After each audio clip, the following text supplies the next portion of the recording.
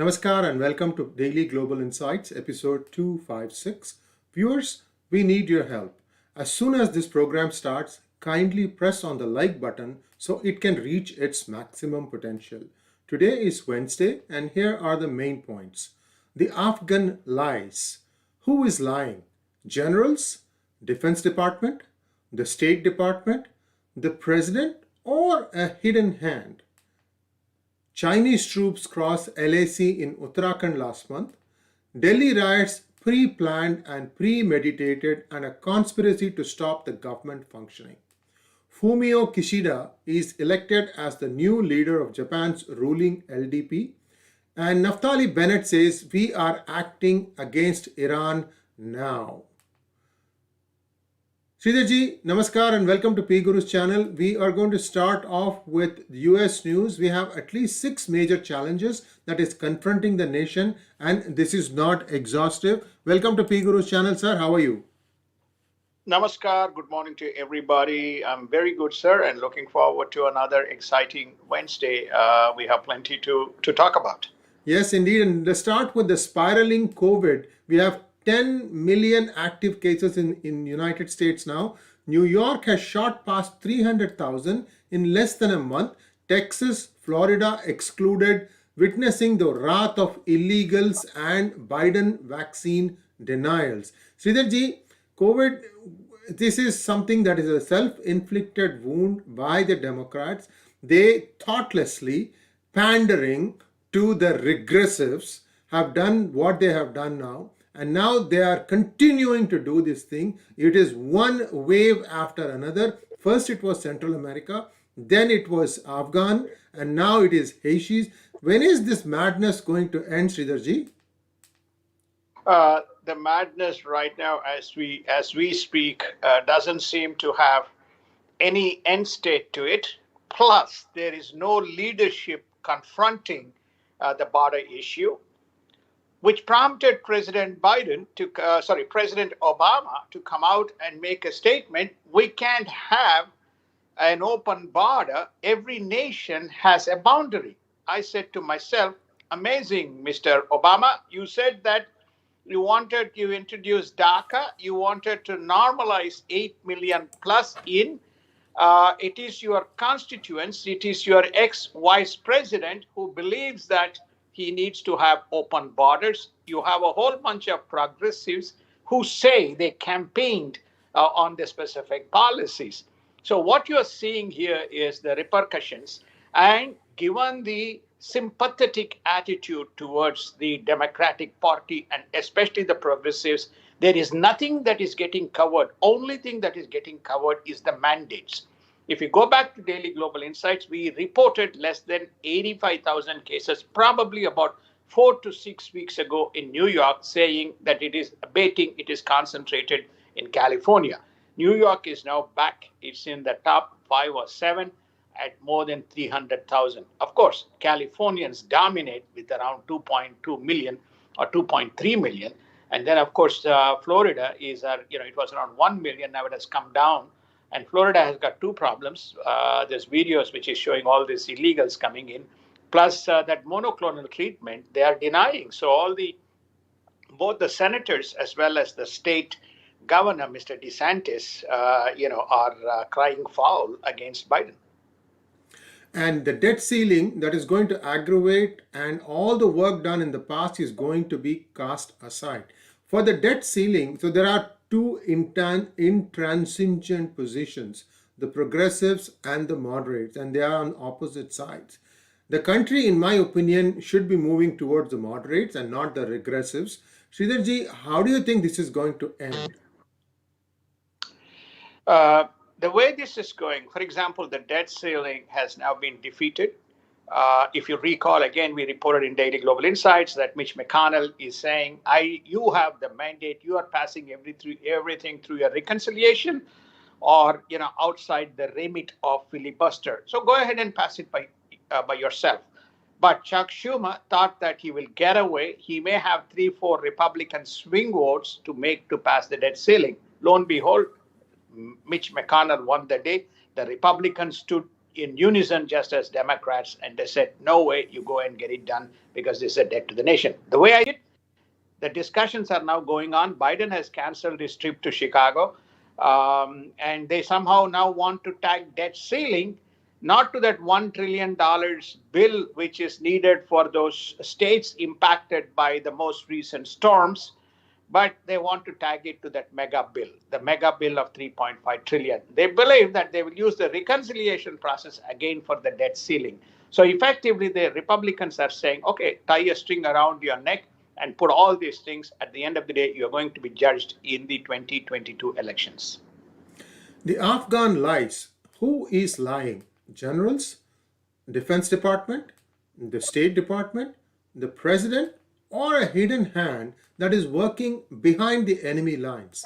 This is the greatest and a grave threat to the nation. Generals acknowledged yesterday in House hearings and Senate hearings that there are questions around the credibility of United States amongst its allies. Sridharji, I had a chance to watch Milley's deposition, a little bit of some other generals' deposition. It does not give me any confidence that this administration knows what it is doing. That is just could be me, sir. Please disabuse me of my conclusions. No, I don't think there's anything to be abusive or disabusive here. The generals, as well as the Defense Department, at least now come out in public, have acknowledged two things. One, that they did not want a timed withdrawal. They did not want the army to pull out. They wanted to ensure that there was a permanent base of minimum 2,500 people. Now, lo and behold, Trump's stand stands. What shall I say? Is stands. Holds the ground. He said that it's not a full withdrawal. There's going to be 2,500. There's going to be Bagram Air Base. So therefore, all these things have come out. The General Milley has spoken. The Defense Secretary has spoken. Plus, some of the generals have spoken. In fact, some of the generals even went on to say, not in the hearing, but in statements outside to the media, who were either retired or who may be wanting to be anonymous, this whole Defense Department and administration was busy with wokeism, distracting itself from the focus of concentrating on the exit and the planning for the exit. This is what they have stated. We don't have evidence, but except the statements from some of these people. This is again not in the Senate Armed Services Committee hearings. Senate Armed Committee hearings is what you heard. So someone outside of the remit of this is directing actions which is contrary to the recommendations of people with expertise. Why? Nobody knows. That's why we say it's an invisible hand. And the most notable thing is Biden aware, or is Biden openly lying? So some some senators from the Republicans have asked him to resign by speaking lies in front of people of America. Sir, one thing that we know about America and its constitution, that you can commit adultery as a president, but you cannot lie about it. So there is going to be some ramifications of what is going on, especially that one ill-fated conversation that President Biden had with the then Afghanistan president Ashraf Ghani about perception. I don't know when that is going to be taken up. So that is something that we have to watch and see how that plays out. The important thing here is, why are the progressives so hell-bent on tying the infrastructure bill with the budget, a budget that is highly questionable, a budget that is supposed to be intended to serve the interests of America inside America, whereas it seems to do everything outside also. And it's mind-boggling. And these, I don't know what word to use, adjectives will go and try to block the funding to Israel, and then Israel had to, the pro-Israel lobby had to come back within 24 hours and get it passed. That was impressive speed. So if US wants to, it can and does act. So what do you think is going on here? This, now the Republicans are kind of standing up to the Democrats and saying, do what you want. We're not going to support you. Who is going to stand down, and by how much, and what are the political implications of that? Very simple. I think you have set the context quite well. Very simple, which is namely the if you want anybody who is listening, watching, go and Google Pramila Jayapal's interviews over CNN, State of the Nation, plus also her statement yesterday. She's made it very emphatically clear. We have the mandate, we have the will of the people, we got elected. This is our policy. The policy is build better America and do all this stuff that she is lining out. So she has emphatically stated she has a lobby of 95 people, and with the Republicans, she's going to stall Nancy Pelosi's bill. That's what Pramila Jayapal is saying. She is the head. So her view is pass the reconciliation mega $3.5 trillion bill first. Pass it. Then we'll look at debt ceiling. Then we'll look at infrastructure, which is exactly the opposite of what Mr. Biden negotiated with a bipartisan set of Republicans and the Democrats. Sridharji, I every time I watch Congresswoman Pramila Jayapal, I feel like I'm watching somebody who is moving around with existential angst. If you can make sense of what that is, viewers, you'll understand what I'm trying to say. Always angry. Angry at what? You are a congressman or you're a congresswoman. You have to make decisions reasoned based on logic, and somehow that doesn't come across. This is unfortunate that this person is the head of these regressives. Then there is the whip, another regressive on whom the FBI is yet to act. Come on, guys, get your butt out and do something. Anyway, that's just my talk, my 2 cents. As far as illegals are concerned, there is no stopping them, and it has spread now from Texas into Arizona, and it is continuing unabated. No testing, no validation, no vetting, illegally dumped into the states with the community without the community knowledge, dole outs, army bases compromised. No one is protecting the nation but protecting themselves against wokeism. DACA. I can just go on. Sridharji, when is this madness going to stop? This illegal infiltration, which is completely unprovoked, and I mean, it's just going uncontrolled. But it's like an open slather. All this is visible to the plain eyes of the people. You can see buses, you can see cars, you can see from the army base even Uber rides taking people. So it seems to be very coordinated, well thought out plan as the borders got opened up. Remember, we are now almost 7 months into the administration. 8 months into the administration, if you take technically September 30th, so January 20th he was sworn in. So 8 months into the administration, it's an open sesame. Everybody is going. I don't see any. There's nobody. There's no enforcement. See, when you take away the people who were mandated to do enforcement, which is Immigration Control Enforcement, ICE body, that's dismantled. We covered this in Daily Global Insights. Then Customs and Border Patrol, they have been given an entirely different mandate. They even, some of these people are being fired if they don't follow the rules. So, which led Texas governor Mr. Abbott to basically say, we'll take some of these people and then we will even create a private army. There is no one to protect, there is no one to monitor. So, under those circumstances, it's almost illogical to assume that there is a mechanism that can come into place to stop this. So, which is probably the reason why it prompted Mr. Obama to come in, because he sees his agenda, because it's after all, he himself has acknowledged what you are seeing is his unfinished agenda of 2 terms is being rolled out by Mr. Biden. So he sees an imminent threat. He sees potentially Democrats losing the House.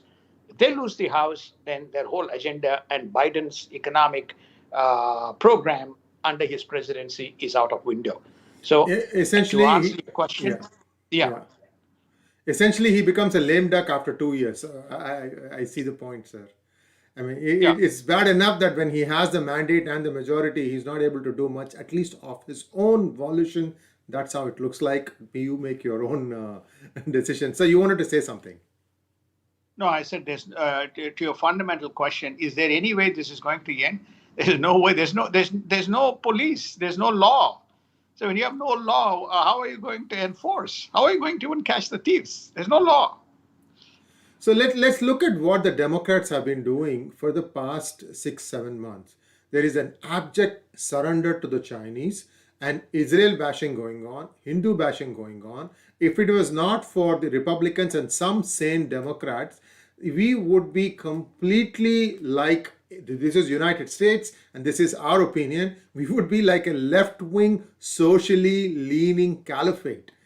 I mean, if you look at some of the exchanges, for example, there was one between the Vice President Kamala Harris and a student, and it looks like Christine Noem family not being spared either. Sridharji, I know we are kind of on a rant today, especially I'm seeing some comments saying that I'm really angry. I'm not. I'm just seeing that the thing is just piling up with no respite and sight for the common man in the United States. Your thoughts? Well, first on the Chinese side, it was, I think we covered it yesterday. Mr. Xi Jinping making a call, post that call, Meng, the CFO, was released, and which prompted him to issue a statement basically to tell the Canadians, watch out, guys, okay?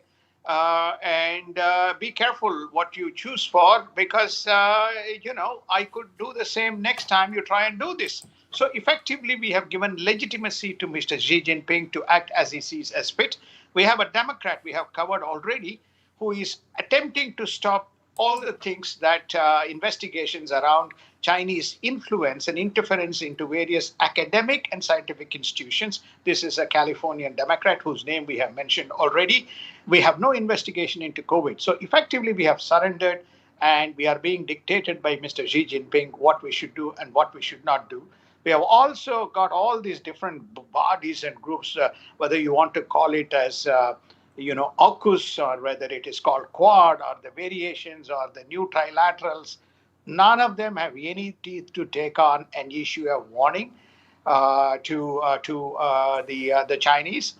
Under the CPTPP, where US is a member, again, it is the Japanese and it is the Japanese and Japanese and the Philippines which are raising objections. Australia is raising objections, but it's not the U.S. So U.S. has totally and completely succumbed to the Chinese. What you hear is nonsense. Israel, the reason why we mention Hindus is all of a sudden in the last 3 4 months there are various types of groups and lobbies and even the Indian press, mainstream media, was making a statement that Madam Harris is lecturing Modi on democracy. Sorry, I don't think that's the reality. The reality was something different, which people can find out by themselves as to what the reality was. But this is what you are witnessing. I think Sriji has already covered the Israel issue, and you can see Mr. Bennett is doing things on his own. Yes, indeed, and that we are coming to. We have been spending some time on the global news and US news today because there's so much happening. Sridharji, in your opinion, how did that conversation between Modi and Kamala Harris go down? I know Modi ji spoke in Hindi. She started saying something, and then Mr. Modi replied to that. And I believe the words that she said was that she was trying to lecture him on democracy. And what was Mr. Modi's response? Do you have any idea, sir? I think Modi was, I don't have, I mean, I cannot, there's We would public have and there loved is to be a fly non-public. on the wall and listen to that There's, conversation, but let us try no, and see if we can do some recount. Go no, ahead, sir. there's public and non-public information. I think that Modi ji knows very well how to diplomatically handle the situation. He was giving a lecture that he has been, 14 years and leading a public life and running an administration. India is the largest democracy. He has probably won the second mandate. Knows how to deal with the situation, and she should not be misled by activist groups. You should not be misled by activist groups. Activist groups run an activist agenda. Doesn't matter whether it is India or doesn't matter whether it's United States. Israel is a classic example. He may not have stated that specific example, but his summary was that I think India is a complex democracy. It caters to diverse set of people, and he did not say, "Please don't lecture me on democracy," but I think he gave enough kind of, sir, you can see from the body language plus some of the stuff that I've heard, he was giving a piece of opinion and advice how and what India is before somebody offers advice. And I think the vice president should know that her rise, her meteoric rise thus far, has been on the shoulders of Indian Americans. And when she's in a slightly different position than others, she needs to walk that razor's edge very carefully. She grew up in India for some part. I'm sure she has visited India many times. And whenever she needs to, try and lecture India about democracy, she needs to understand that her own grandfather was an official, a bureaucrat. Many, including myself, lay the blame squarely at the door of some of these babus who think that they are satraps. And look up what satrap means, SATRAP. So it's very important that the context be preserved by Madam Harris. And I'm sure that, if next time around, if she needs the support of the 4 million odd Indian Americans, they are going to put her under a very stern examination. Nobody just gets away with a pass card every time. One time you fool us, shame on you. Second time, shame on us. I think it is us, that is the Indian Americans. We need to do our research, put a hard examination, and see all the statements, all the positions taken by some of these people. I'm very, very, very disappointed with the likes of Pramila Jayapal and Ro Khanna. The less said the better anyway, and that's just me. Let's go on to Indian news. Chinese troops crossed LAC in Uttarakhand last month.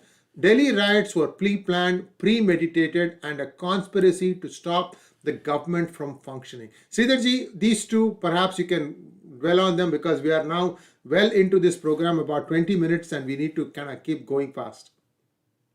Right. I think the Chinese troops, it was initially reported, and I watched your program with Dr. Swami, the Gyan Ganga. In that program, Dr. Swami had talked about the intrusion into the Barhoti sector, and then subsequently, I think it was one of the mainstream media which reported the case. And then the mainstream, then of course the government had indicated there was about 20 minutes they had come in, or 25 minutes. Without going into more details, that there is a line of LAC and there is a buffer in that specific region. Obviously, the buffer is obvious. There is one line which China thinks it's its borderline, and India thinks another borderline. They agree.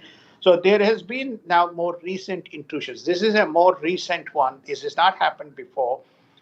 They seem to have come in, and the locals actually informed, and before the Indo-Tibetan border patrol force came in and found that these guys had come and gone by then. But having said that, this is going to be the case. They're going to be coming across all areas. Now they've got tremendous footprint. They probably have drones and looking at when and where they can come in and go, just to create enough irritation to the Indian government. And, as far as the second one is, second one wrap up, which is named, it's a well known, it has come out. I'm glad that you remember this incident in February 2000. February 2020, 24th and 25th of February, sir. Yes. Yes, February 20, right in front of Biden. President Trump. Yes. President Trump. There's a lot of misrepresentation of the news, but now the truth has come out that this was a deliberate and provocative act, and that actually also leads into the next one, which is namely the situation in the Northeast, which is the Assam intrusions as well. This was again, we had an extensive offsite with one of the Assistant Attorney Generals of United States in one of the fireside chats in PGurus, where we talked about the major issues that India faces in Northeast by virtue of infiltration. So problems on border, problems within the country because of activism, because of provocative actions, and because of provocative actions from two major neighbors that India has, China and Pakistan. And viewers, I urge you to watch the conversation that I had with Elmer Ewan yesterday. We touched upon a lot of topics, including this new coal power crisis that China is going through. This might actually be the one that is the last straw on the camel's back. Just wait for how things develop, because something that is not known much is the fact that John Kerry has been pushing the climate agenda in China, and people say that this was China's response to not use the coal that they have there on their own, because they stupidly went and broke all their coal sourcing arrangements with Australia. Again, these are words of Elmer Yuen. You have to watch that to understand. 4 or 5 different topics we touched upon, all of them important, all of them significant. I'm going to continue with this news, but do go and watch that one. Ultra leftists and Islamists provoked illegal Bangladeshi origin settlers in Assam's Darang to resist evictions. Just a quick context on this. According to the Chief Minister of Assam, Himanta Biswa Sharma, he said the goal was to evict 6 families, and when they started doing that, 10,000 people turned up. That was what was the problem. Sridharji, what is your perception of what happened there? Is this going to be, because this is NRC, they are trying to implement the National Register of Citizens, and this is where the Assamese government is running into headwind. This has to be done. Too much water has flown under the Brahmaputra for this. Your thoughts, sir? Well, I think the Assam Chief Minister has stated his position very clear. Nothing is going to deter, and if required, they'll be prepared next time The to army had to make come in sure this that time, sir. Yeah. no, they came in as a crisis response. Next time, the evictions will probably happen with army in the front rather than army as a crisis response, mechanism. So I think that they are prepared to do this. Well, I mean, again, we have less than 5 minutes before we hit the 8:30, 30 minutes time slot. We, there's a major issue. There's a major issue in Northeast where these people have come in and occupied agricultural land. They've come in and occupied farmland.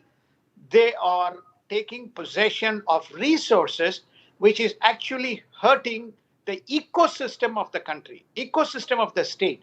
So it could create potential problems, cultivatable land, not cultivatable, strain on water resources because the density of the population. Why is this happening? Because it's open sesame. It is politics of appeasement from a voting point of view.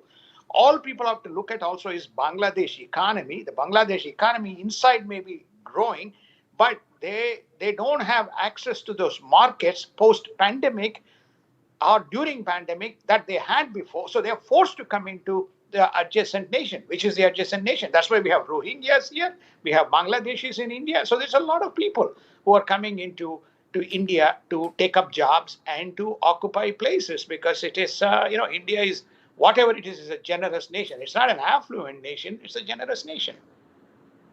Sir, one of the things that is going to play out, and I'm sure you will agree with me on this, is that many of the West Asian slash Middle East countries are beginning to send back their workforce, the semi-technical and semi-skilled people, back to the respective countries of origin, such as Bangladesh, Pakistan, and so on. And these jobs are not coming back. So you're going to have relatively affluent people going back to their countries and not knowing what to do. And this could also be another thing that could be prompting all this. But the large point here is this free gravy train has stopped. I hope it has stopped for good and that the NRC gets implemented. This is like a test case right now. It's a test tube case that the government is doing in Assam. First, it needs to do it there, then Bengal, and then all the other bordering states of Bangladesh. They need to understand there are things called borders. They can't just like that graze around and go here and there and everywhere. Next step, government is working to simplify, decriminalize, and remove redundant laws to reduce compliance burden. International borders along Northeast require converting into major assets, says Niti Aayog Chairman Amitabh Kant. So it's basically what I just talked about and what we talked about. So I'm going to move on. Infrastructure spending remains the key area of focus, and India has the resources if needed for intervention, says CEA Sanyal. So, Sridharji, you know Sanjeev Sanyal well. Maybe you can expand on this a little bit. What basically is saying is that coming out of the post-pandemic crisis, um, the top priority is going to be on the infrastructure. Notwithstanding the fact, if there is any issues around uh, the what you call as the remonetization or the monetization of the assets is concerned, if there are any delays, the government has the ability and resources to inject enough capital to drive the infrastructure agenda. That is the single purpose, single focus of the government, because that's the one which creates jobs right along the country. Where, because the infrastructure is not concentrated around one specific area, it cuts across the artery and the nervous system of the country. So I think in my view, it's a fairly positive statement, and it is also positive within the context of don't be worried about the deficits. We'll find the money to make sure that the infrastructure agenda is met.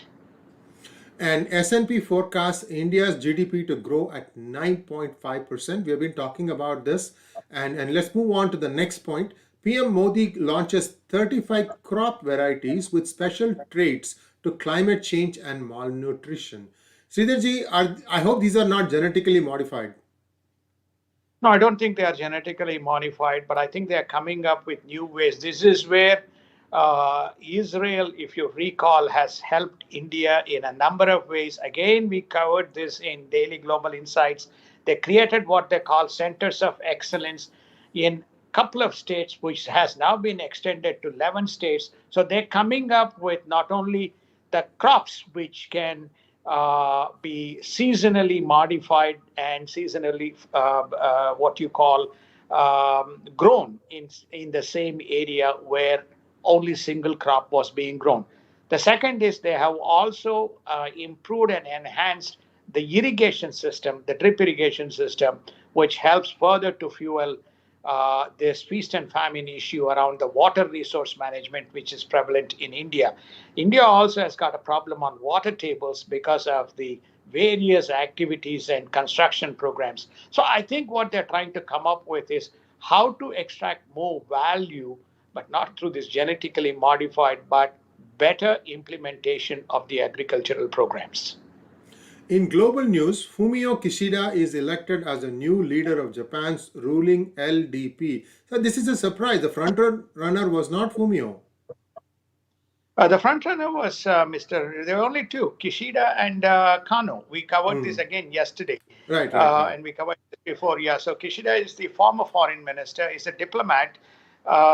Remember, he's again we covered in Daily Global Insights. He batted for increase in defense spending to 2% of GDP. He is very concerned about China, but at the same time, he's much more like, though LDP is conservative, fiscal conservative, is much more focused around two important elements. One is they have to get the COVID program under control. This is where Kano was. That particular Kano was a pro-COVID vaccine, and she was the COVID. He was the COVID specialist. The second is the economic catastrophe, which always affects the middle class family. So he's also looking at income enhancement and augmentative nature of the program. So I think it's probably as predicted lines. Kishida-san would be a great candidate. He's also and was a deputy to Mr. Shinzo Abe. So there's a continuity. And he's very well liked. Those who are interested in India and US politics, he's very well known to both those nations. He's also very well known to the ASEAN. So therefore, it's a good choice. 385 billion of Chinese Belt and Road lending has been kept undisclosed as per reports. The US sanctions spur China and Russia to build cross-border links across the Amur River to double trade. Gazprom has built and has been operating power of Siberia to supply gas to northeastern China and Russia's far east. Sridharji, Russia and China are working together, but I think I sense that Russia is beginning to start to separate itself also. Many say that Russia is a junior partner with China, but some of the actions I'm seeing, I'm not so sure, especially after the aftermath of Afghanistan, sir. It's like this. You have a itchy back. Anybody who can scratch your back to get rid of the itchiness, that's good. So therefore, when the itchiness disappears, then you don't need anybody to scratch your back. So here, China is suffering from gas. They need natural gas to heat up, the population. So who can supply? The person who can supply is Russia. Russia has set up what they call as the power of Siberia, which is around their eastern side of Russia. All they needed to do was build a bridge so that people can travel from either side, and they have begun to supply to the northeastern China the much needed gas. So what is it? It generates revenue. How much revenue it has generated? Close to $100 billion in 2020. They plan to increase it that to 2024. So please don't take this. This is what we have been saying, which is namely, there is no linear correlation between any set of actions, and do not extrapolate. This is a specific need, and therefore the specific need is being met. Similarly, the membership in SCO, there's a specific need, and they're meeting. What is the specific need? Russia has to protect Central Asian republics. Central Asian republics are critical both from economic and environmental point of view. So you be with your enemy inside the tent, and you are kind of making sure you're manipulating and move around. This doesn't mean there's a strategic partnership or there is a correlative actions that China and Russia is developing. So purely you need to look at how this is being done.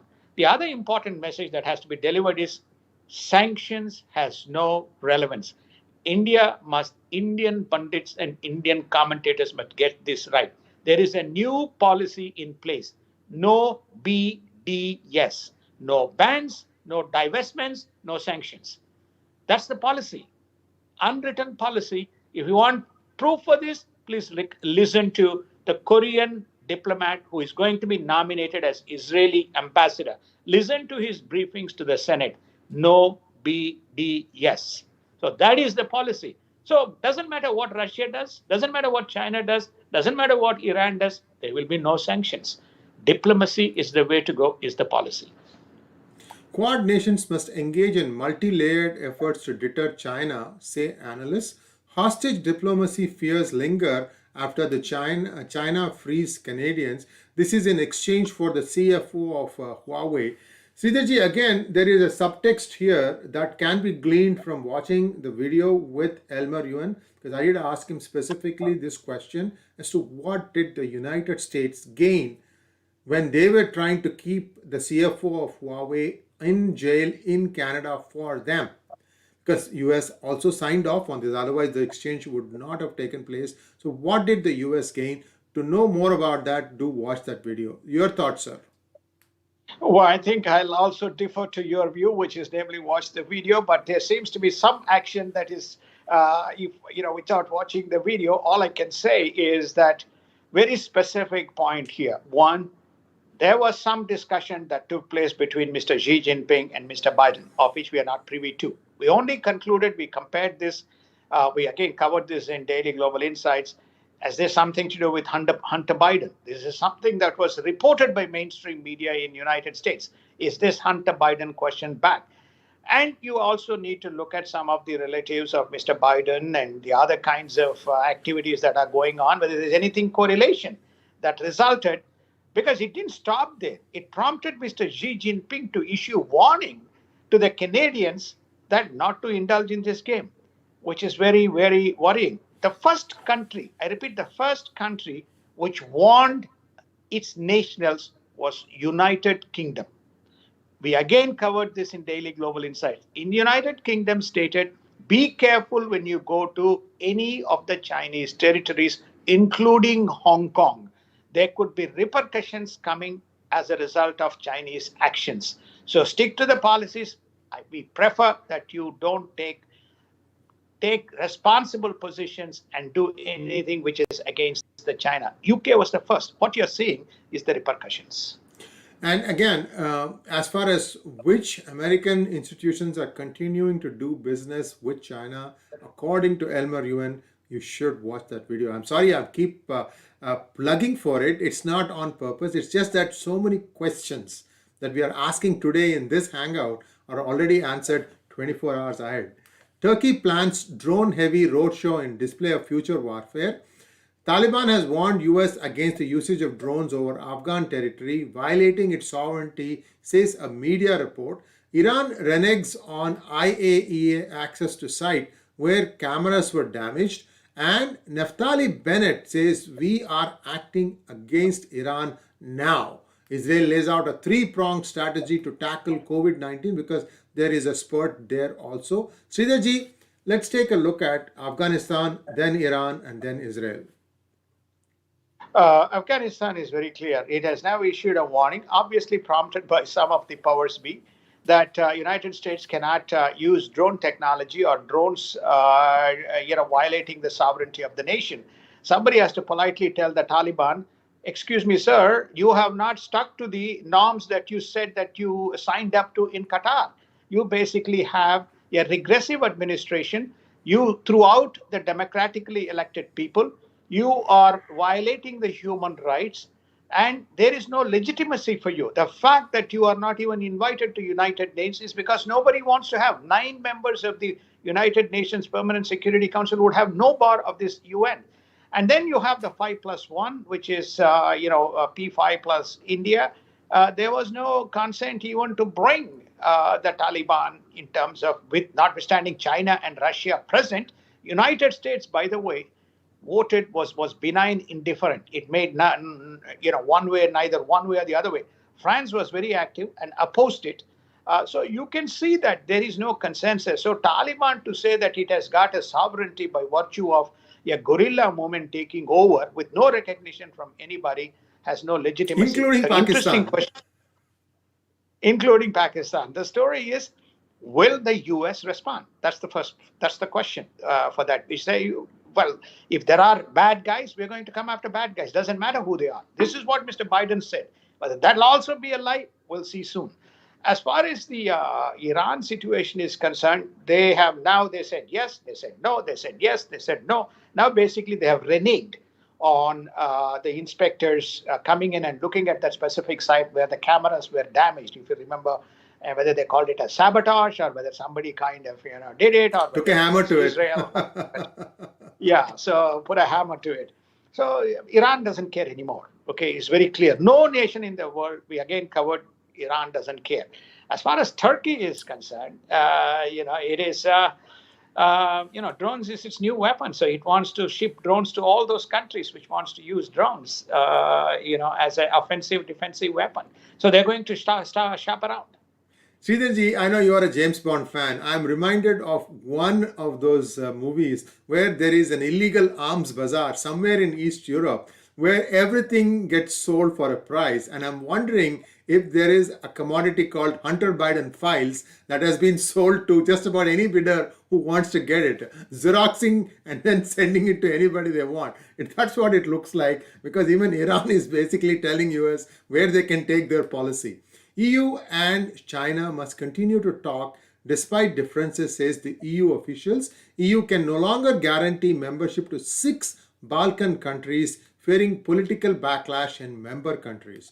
Poland continues its emergency across Belarus border with threats of illegals. We know that Poland has very tight border restrictions. They did not take any refugees from Syria and so on and so forth. Sridharji, how do you see this area, this theater play out? Well, I think EU does a very good job on this diplomatic. So it just is, keep your seat warm and keep talking, but reserve the right to make decisions that fit its nation. Remember, EU has already indicated that it's going to work very closely with India on the whole Indo-Pacific as well as the countering Chinese strategy. So I think that's one point. As far as the Balkan countries are concerned, I think it remains to be seen as to how that is going to be dealt with, because it's like you're damned if you do, you're damned if you don't.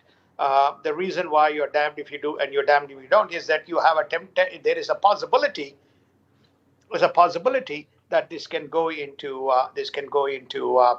Chinese hands.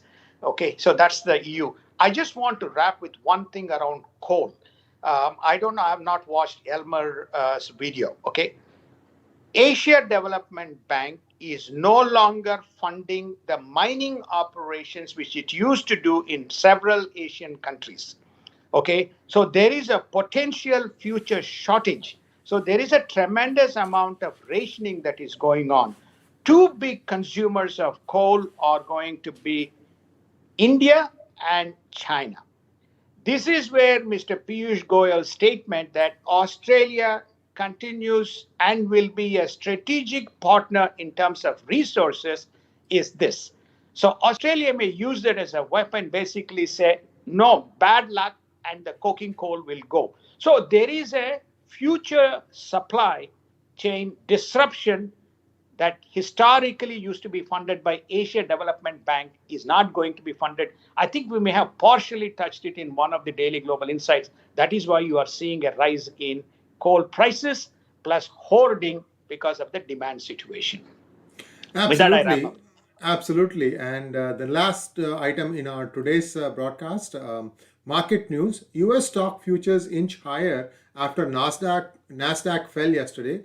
10-year bond rate falls slightly, and Brent crude drops below $80. Cryptocurrencies advance again on crypto. Elmer explained what was going on.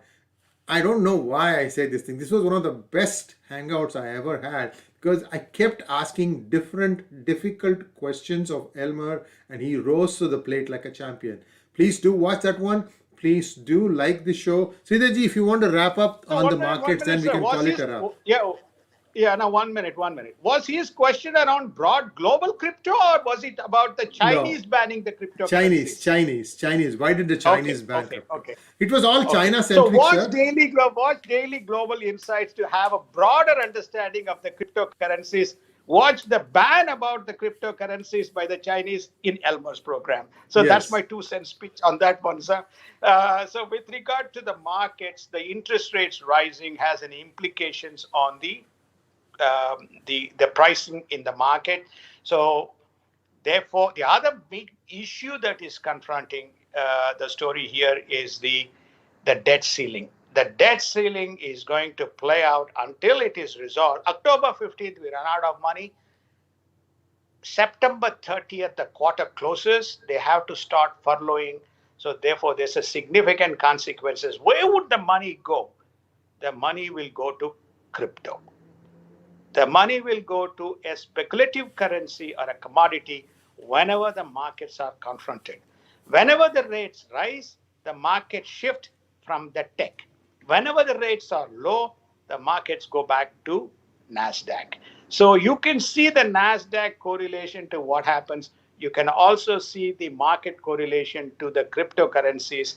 It's like a safe haven, flying. So that is the kind of the little tip that I would give. Again, we have to follow the compliance. We are not here to give you advice on stock picks and stock markets and so on.